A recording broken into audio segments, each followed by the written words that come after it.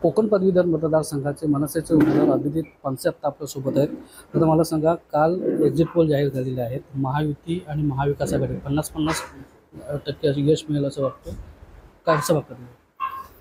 नाही, मी काय ज्योतिषी किंवा राजकीय विश्लेषक नाही, पण मी एक नक्की सांगू शकतो की जिथे जिथे महाराष्ट्र नवनिर्माण सेनेचा विनाशर्त पाठिंबाने लाखो मनसैनिक जे उतरलेले आहेत, तिथे तिथे निश्चितपणे महायुतीचा विजय होईल.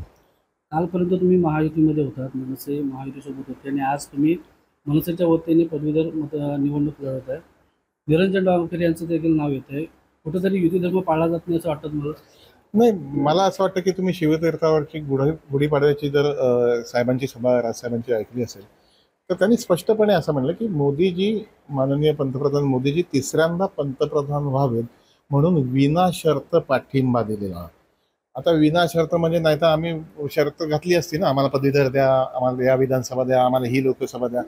राजसाहेबांसारखा दिलदार माणूस महाराष्ट्राला माहिती आहे, त्यामुळे सन्माननीय राजसाहेबांनी तो विनाशर्त पाठिंबा दिलेला. आता हे गोष्ट म्हणजे ती एक्सेप्शनल गोष्ट आहे. आता पदवीधरची आम्ही तयारी गेले 1 वर्षभर करतो. नोंदणी आमची 35,000च्या वर नोंदणी आमची स्वतःची आहे. त्यामुळे ही निवडणूक लढणार हे माहितीच होतं सगळ्यांना. पाठिंब्याची अपेक्षा आहे का तरी पण? नाही, अपेक्षा ठेवून आम्ही काम करत नाही. आम्ही स्वबळावरती ही निवडणूक जिंकणार असा मला विश्वास आहे. पाठिंबा द्यायचा का नाही द्यायचा, मला असं वाटतं हा त्या पक्षाचा विषय आहे. आज तुमची जिथे बैठक होते त्या शहरात भाजपचे देखील किंवा महायुतीची देखील बैठक होती आहे. हा सगळा विसंवाद वाटतोय? नाही, अजिबात नाही. कसं आहे की ते विद्यमान आमदार आहेत निरंजनजी, त्यामुळे विद्यमान आमदार त्यांचा क्लेम ठेवून ते लढणं त्यांचं स्वाभाविक आहे आणि लोकशाही आहे. जास्तीत जास्त लोकांनी लढायला हवं. फक्त एवढंच आहे की फक्त निवडणुकीला निवडणूक टू निवडणूक असं दिसलं तर फार बरं नाही ते. तुम्हाला आव्हानं काय नेमके वाटतं त्या निवडणुकीमध्ये? कारण ते गेले 2 टर्म 3 टर्म आहेत, तुम्ही पहिल्यांदाच निवडणूक लढता. मला त्या आव्हानापेक्षा कोकण वासियांच्या पदवीधरांच्या आपल्या मुलांच्या समोरची आव्हानं जास्त मोठी वाटतात, जास्त महाभयंकर वाटतात. निरंजन डावखरेंचं मी तुमच्या ऑन कॅमेरा तुम्हालाच प्रश्न विचारतो. तुम्ही अमोल, तुम्ही तर पत्रकारितेत आहात. गेल्या 12 वर्षात तुम्हाला निरंजन डावखरे किती वेळा भेटले? गेल्या 12 वर्षात निरंजन डावखरेंनी तुमच्याशी संवाद कधी साधला? आणि गेल्या 12 वर्षात तुम्ही इथे पत्रकारिता करताय अमोल. नेमकं इथे एक काम छोटंसं काम तुम्ही सांगू शकता? तुमच्या प्रश्नात उत्तर आहे. कॅमेरा माझ्यावर आहे तरी त्यांनी उत्तर जे काय द्यायचं ते दिलेलं आहे मला मान हलवून. पण हे हे हे अस्वस्थ करणार आहे.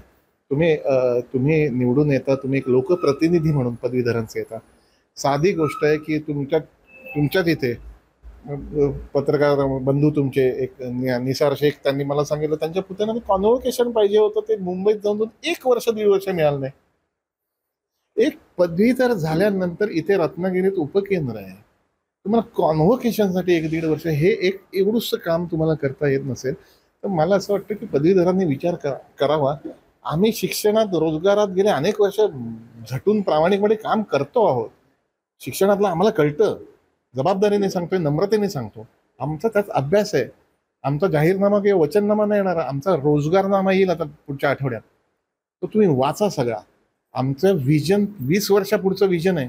आज नाही तर कोकणातली मुलं इथे राहणार नाहीत. आधीच तुम्ही कोकणातल्या इंटिरियर्समध्ये गेला तर केवळ ज्येष्ठ मंडळी इथे थांबलेत.